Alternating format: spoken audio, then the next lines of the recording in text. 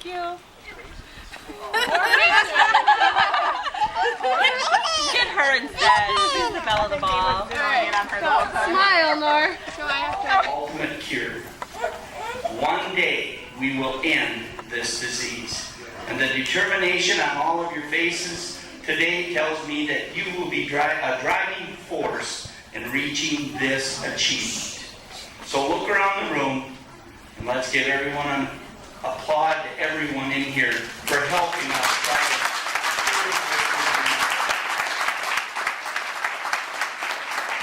And this is a privilege for me.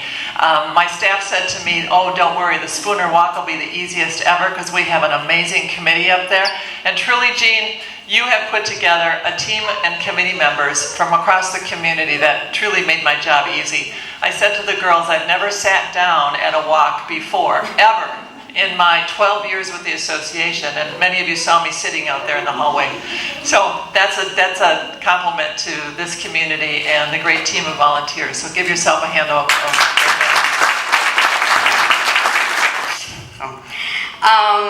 Last year when I spoke, they've got all sorts of statistics out there, and the one that just kind of haunts me is that every 66 seconds someone develops Alzheimer's. And I said that last year. I made you stand for 66 seconds in silence. Well, I went home and I'm like, but what does that really mean? And so I calculated approximately 1 per minute, and that would mean that in one day, 1,400 people develop Alzheimer's. If you're from Shell Lake, you know that we have about 1,400 people in our community. That means that a community the size of Shell Lake develops Alzheimer's every day. Do you ask at all why we need to fight this? We have to continue this, and we have to find a cure for it. Smiles we gave to one another for the way we were.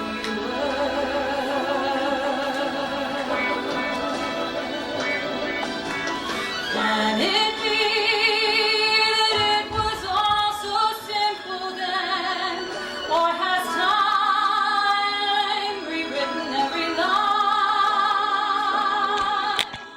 If we had the chance to do it all again, tell me you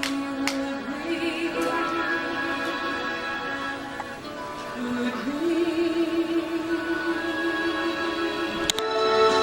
we will remember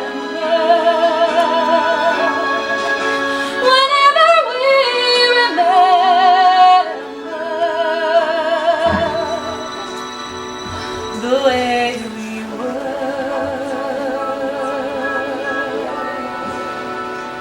the way we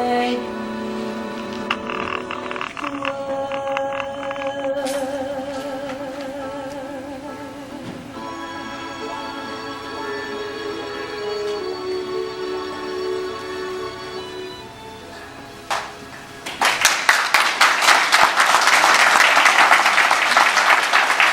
18. As for mortals, their days are like grass, and they flourish like a flower in the field. For the wind passes over it, and it is gone, and its place knows it no more. But the steadfast love of the Lord is from everlasting to everlasting on those who trust and respect him, and his righteousness to his children's children, to those who keep his covenant and remember him. For the past 12 months, I've had a difficult time with the relationship that I share with my mother. In 2 days, she turns 88 years old. She's a widow who lives in my family home. We've shared it since it was purchased in 1958. And now her memory has faded, and she doesn't like to leave her living room. She has very few friends, and she has diabetes, arthritis, and dementia. For the first time in my life, she forgot about my birthday this past June. She's always called me and always given me a gift, and this year was nothing. She doesn't remember much about my children anymore or my grandchildren. She doesn't buy Christmas cards, nor does she write letters to other people. She understands that I am an ordained Lutheran pastor, but she does not want me to bring her home communion or even to pray with her anymore. And her isolation is breaking my heart, and she doesn't even know it. A few Sundays ago, I drove the 2.5 hours from Shell Lake to Mom's home in Bloomington to visit her for the afternoon, and I stopped to buy her a McDonald's cheeseburger and an apple pie on the way because I knew that that was her favorite meal. And I called her in advance to let her know I was coming for a visit. I pounded on the back door for 10 minutes, but she didn't hear me, and I rang the doorbell and called her number on my iPhone. She still didn't move off the couch, and I could see that she was lying there watching a movie. She loves Cary Grant, and that's what she was watching. And so I called my brother, who has a cabin here up in the Barnes area, and asked him how I could get Mom's attention. I did have a key to the house, but it wasn't opening the door. It wasn't working. And so he said that his van had been broken into and someone had stolen all of his keys, including Mom's house key. So he had changed all of the locks. And all I could do was go to the front door and pound until she heard me. So I did. And she got up.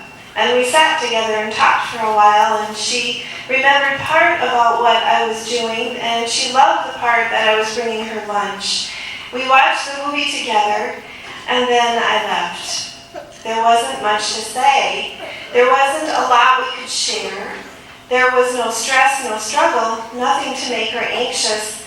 But I was so sad as I left her house because I now have a new relationship with my mother. It's not the one that I had growing up, but it is what we have now, and it is